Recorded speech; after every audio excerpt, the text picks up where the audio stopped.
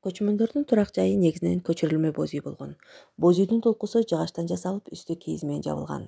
Эшиги чыгышты карап тигилет. Ичинде кийиз көлдөлөңдөр, тери талпактар төшөлөт. Ортодо коломто жайгашып, тамак аш даярдалган. Оттун жылуулугу үйгө тегиз тараган. Төбөлдөр боз үйдөн тышкары чатырларда жашаган.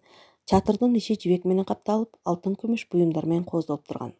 Көчмөндөр мал чарбачылыгы менен кесиптенгендиктен, кийим-кечени жапайы айбандардын, колдо багылган малдын, кол менен иштетилген терилеринен, бышык басылган жука кийизден, койдун, төөнүн жүнүнөн токулган таарылардан тигилген кийимдерди кийген.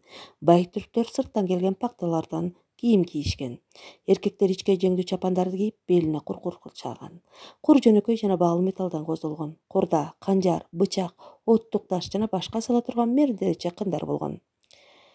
Түрктөрдүн аялдары да, эркектери дагы булгарыдан тигилген такасы жок өтүктөрдү кийип, кулактарына сүйкө тагынышкан.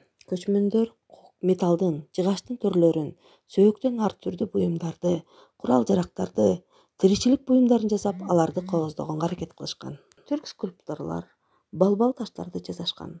Балбал таштарга каардуу эркектердин, жоокерлердин элесин түшүрүп жасашкан.